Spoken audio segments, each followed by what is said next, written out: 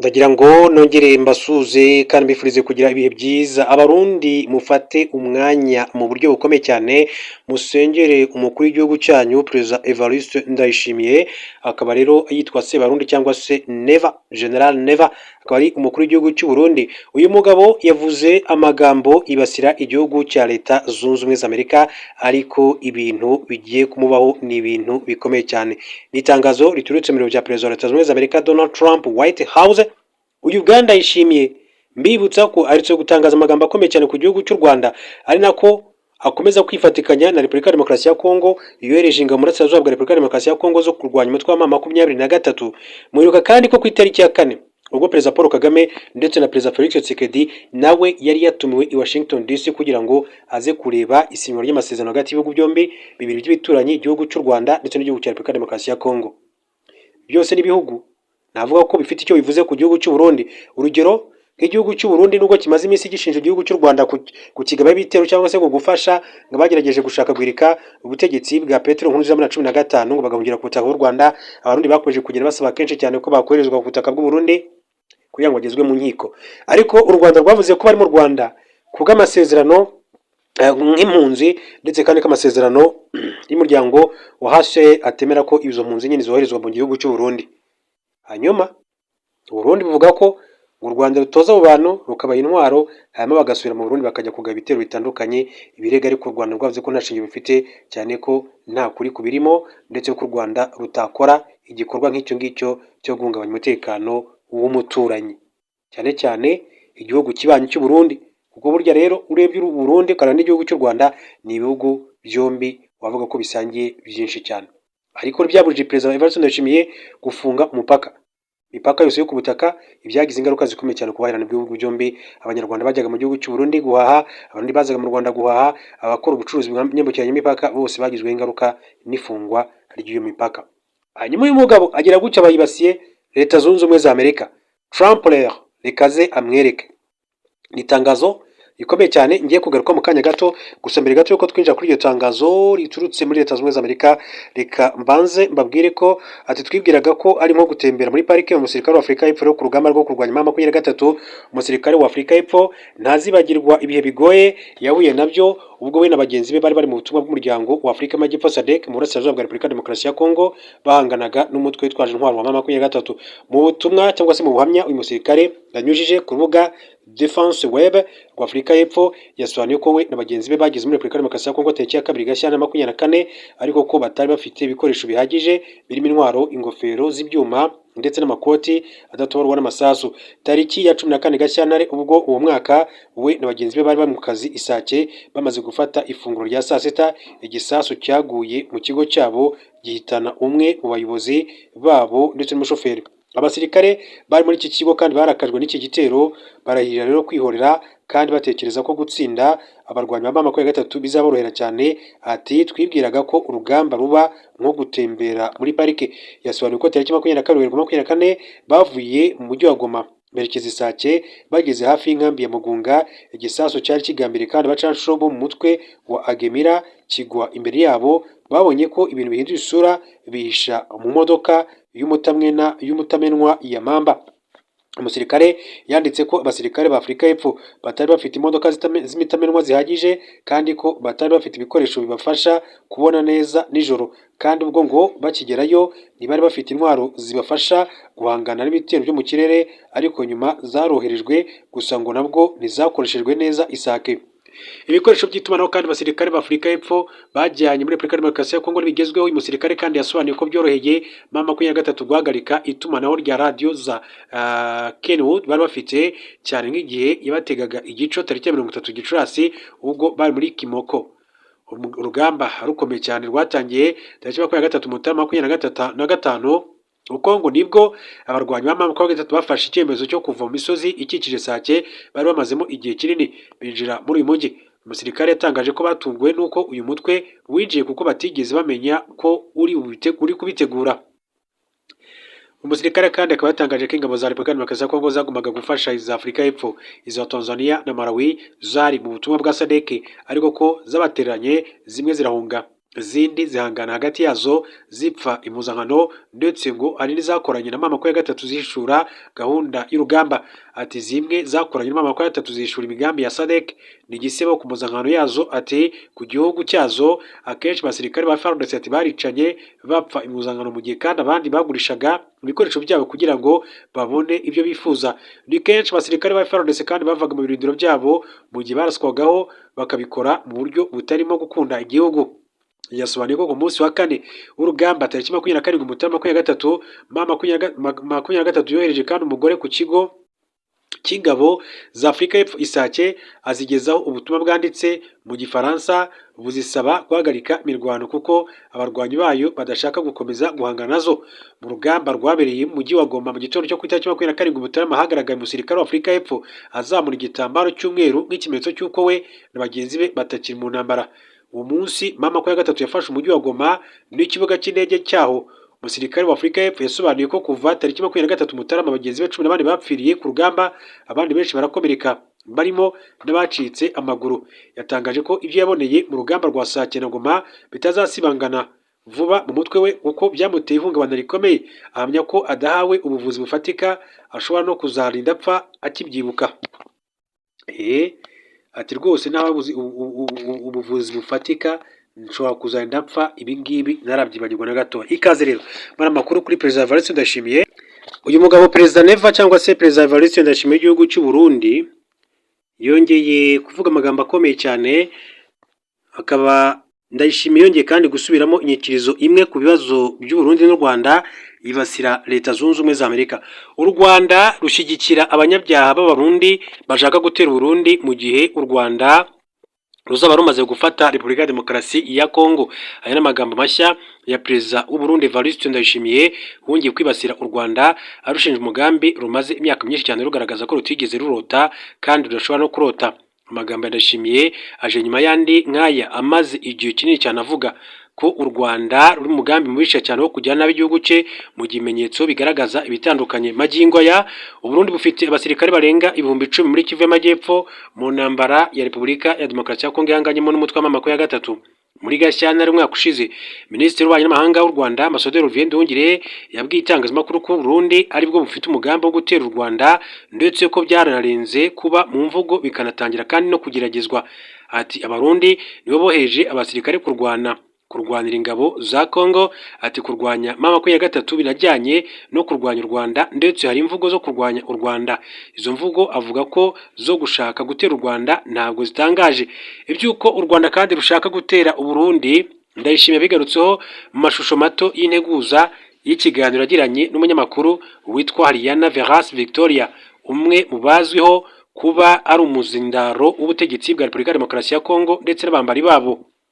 Uyu munyamakuru niwe wabajije Bwana Trump muri White House, ibiro by'umukuru w'igihugu cya Leta Zunze Ubumwe za Amerika, ibibazo bishinja u Rwanda gutera Kongo n'ibindi biri mu mujyo w'imvugo Perezida Felix Tshisekedi na Ndayishimiye bamaze igihe kinini cyane bavuga ku Rwanda.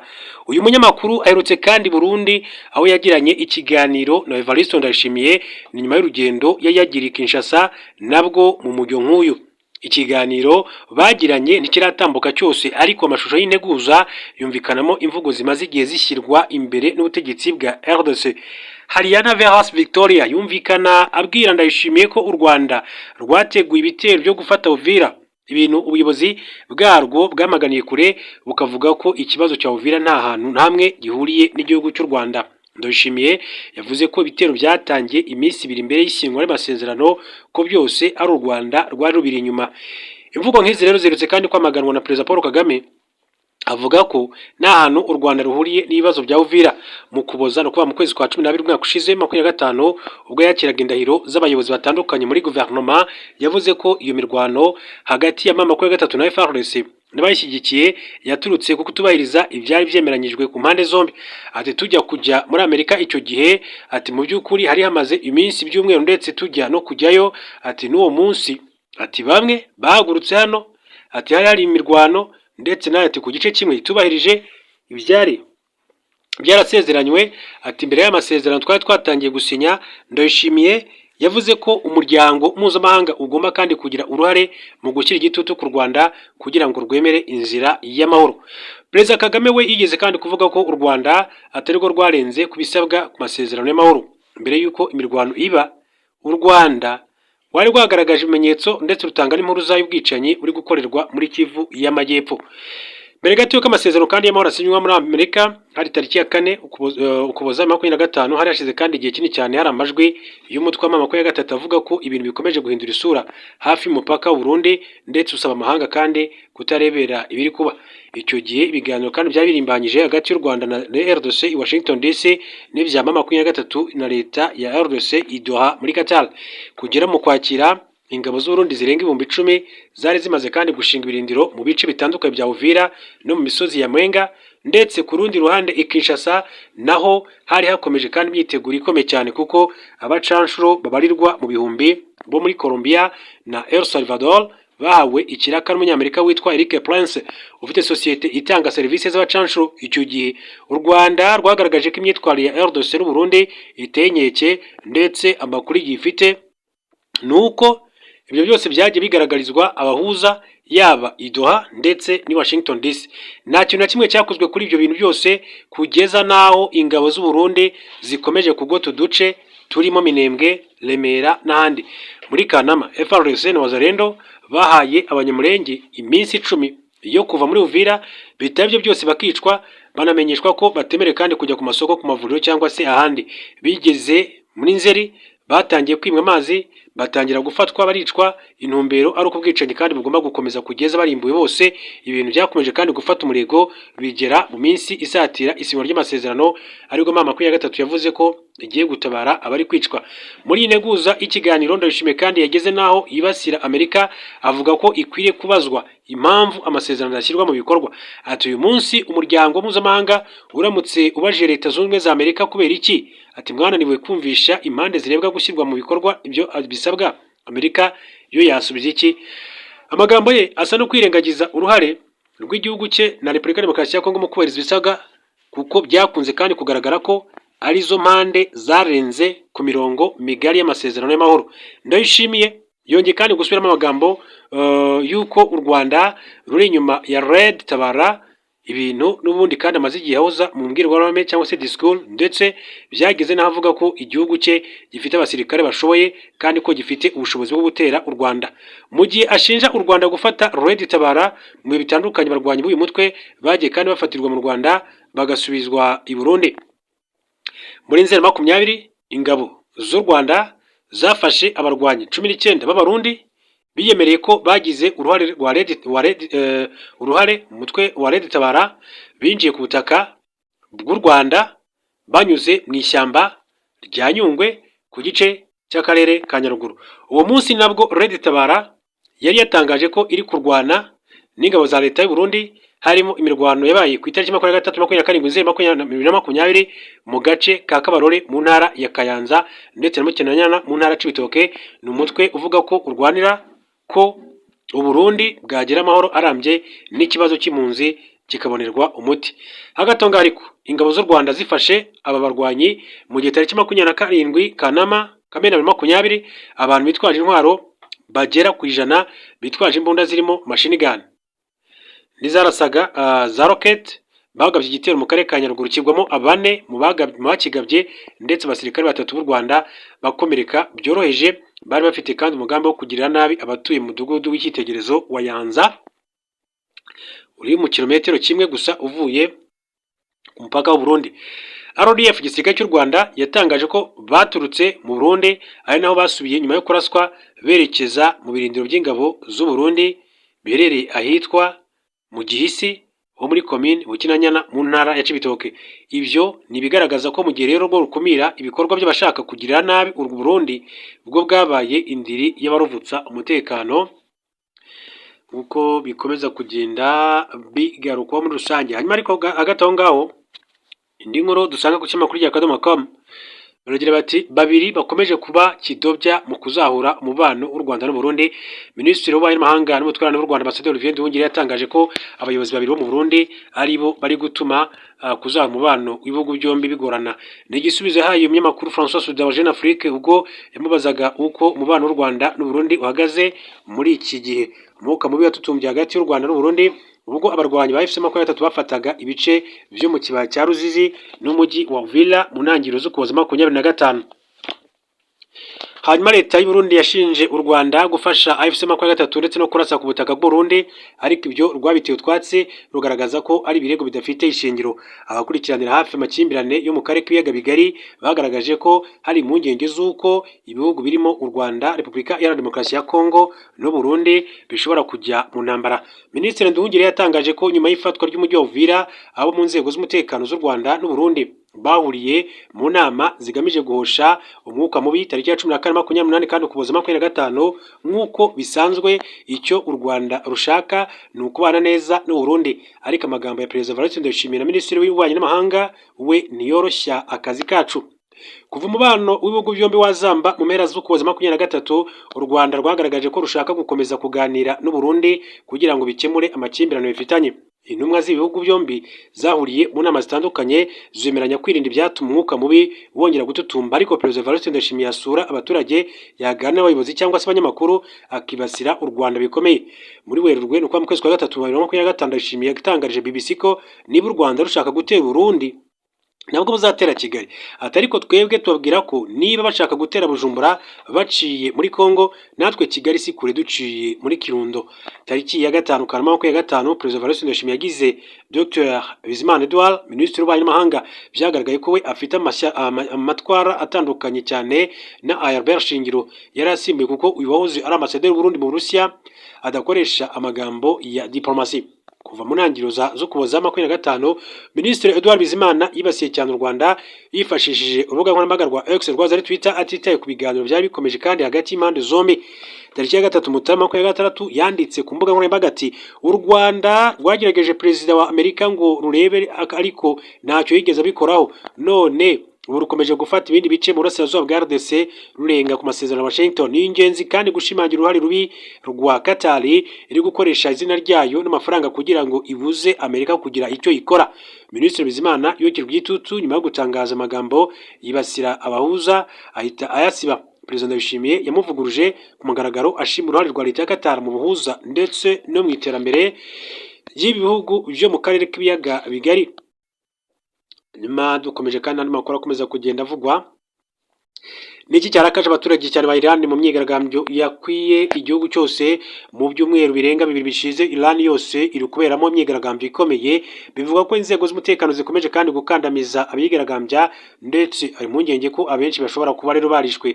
Imyigaragambyo yatangiye tariki 28 Ukuboza 2025, abaturage batangiye kandi kwinubira ihungabana ry'ubukungu bw'igihugu, ariko ubu ibibazo bagaragaza byariyongereye cyane kuko ubu bashaka impinduka zikomeye cyane muri politike y'iki gihugu. Nk'uko ikinyamakuru Washington Post kibivuga, tariki ya 8 Mutarama leta yafunze amashanyarazi n'itumanaho rya internet mu gihugu hose igamije guhagarika itumanaho rikorwa hagati y'abigaragambya. Amakuru make yasohotse mu gihugu yerekana ko umubare w'abapfuye uri hejuru cyane. Bivuga ko abapfuye bagera ku 300, mu gihe kandi ibinyamakuru by'abanya-Iran bikorera mu buhungiro byo byemeza ko hapfuye abantu bagera ku 12. Perezida wa Leta Zunze Ubumwe za Amerika Donald Trump yatangaje ko ashyigikiye abigaragambya, anagaragaza ko ingabo z'igihugu cye zishobora gutera Iran mu gihe kandi abaturage bakomeza gukandamizwa. Ifaranga rya Iran ryataye agaciro, ibiciro byarazamutse cyane, naho ubushobozi kandi bw'abaturage bwo kwibeshaho bugenda bugabanuka. Mu myaka 10 ishize idolari rimwe ryavunjwaga amariyos 30,000, ubu rigeze kuri $1,400,000. Impuguke mu mateka Abba Milani avuga ko igitandukanya imyigaragambyo n'iyabanje ari uko ubu abaturage bagaragaza ko batakarije icyizere ubutegetsi, kuko abasaba ko buhinduka bariyongera, bikaba kandi bifatwa nk'igitero kitaziguye kuri leta ya Iran. Free Iran niyo magambo abaturage bakomeza kugenda bagaragaza muri rusange. Hanyuma dukomeje tureba n'andi makuru atandukanye ko tujya dusatira umusozo w'amakuru yacu. Reka duce i Paris mu gihugu cy'Ubufaransa, mbabwire ko amakuru aravuga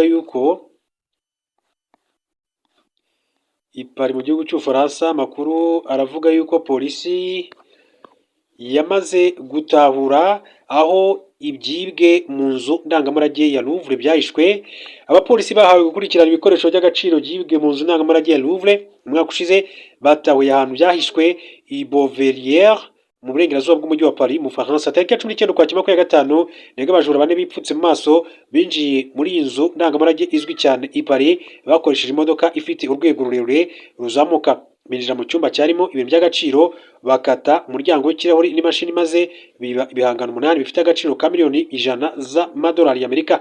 Nk'uko amashusho yafashwe na kamera kandi zicunga umutekano bigaragaza, babiri mu bashinjwa bagaragaye bajya mu igaraje ryubatse munsi y'ubutaka nyuma gato y'ubwo bujura. Ayo mashusho kandi agaragaza bari kugenzura ibyo bari bamaze kandi kwiba amasegonda make mbere yo kubisha. Aha ni naho kandi byaje gusangwa. Mu byibwe harimo diyama zigera ku 882, amabuye 35 yo mu bwoko bwa emeraude, 38 ya safire na 212 ya beads. Iyi nzu niyo nzu ndangamurage kandi isurwa cyane kurusha izindi ku isi, aho isurwa n'abarenga miliyoni 9 buri mwaka. Aba rero ari operasiyo ikomeye cyane yakozwe n'igipolisi cy'Ubufaransa muri rusange. Hanyuma mbabwira ko uwitwa Donald Trump yatutse yeretse kandi urutoki rwa musumba zose umukozi wo mu ruganda ruteranya imodoka rwa Ford ruherereye muri leta Michigan nyuma yo kumubwira amagambo y'ubushotoranyi. Byagaragaye mu mashusho ya TMZ yashyizwe hanze. Trump yari ari gusura uruganda ruteranyirizwamo imodoka za Ford ruherereye mu mujyi wa Dearborn muri leta Michigan. Ubwo yari mu gice cyo hejuru, Trump yumvise amagambo wari hafi munsi ye asakuza avuga ko Trump ahishira abasambanya abana. Trump ntiyatinze kandi yahise amwereka urutoki rwa musumba zose nk'uburyo bwo kumusubiza. Ni mu gihe kandi abandi bakozi b'uruganda bakiraga Trump mu rugwiro rwinshi cyane, bamwe abasuhuza abandi bafata amafoto. Benshi batekereje ko uyu mukozi wa Ford yavugaga kuri dosiye ya Jeffrey Epstein. Jeffrey Epstein ari mu banyemari ukomeye cyane watawe muri yombi muri 2019 akurikiranyweho ibyaha bikomeye cyane birimo gucuruza abana bato hagambiriwe kubashora mu busambanyi. Jeffrey Epstein yapfiriye muri gereza nyuma y'ukwezi bivugwa ko yahuye, gusa benshi baracyabeza ko yishwe kugira ngo hatagira amabanga amuvamo akandagaza bamwe mu bayobozi bakomeye cyane mu isi, dore ko bivugwa ko na Perezida Donald Trump nawe yaba yararimo. Umuyobozi ushinzwe itumanaho muri White House yitwa Steve Chewing yabwiye Reuters n'amakuru y'Abongereza ko hari umuntu wari ufite umujinya mwinshi cyane avuga amagambo mabi asakuza, maze perezida asubiza mu buryo bunoze kandi busobanutse. Umuyobozi wa Ford, Bill Ford, aganira n'abanyamakuru yavuze ko ibyabaye bidakwiriye ndetse byamuteye isoni nubwo byabaye igihe gito. Ati ariya yari amasegonda 6, ati mu isaha yose yamaze asura uruganda gusura uruganda byagenze neza cyane, nizeye ko yishimye ndetse natwe kandi twamishimiye cyane. Hamya uwitwa Steve Webb yagize ati en États-Unis d'Amérique, si le puissant président du monde Donald Trump fait le signe de fuck you, que dit alors des autres présidents? Rero ari byo ngibyo bikomeza kugenda bivugwa. Reka rero nsoze mbashimira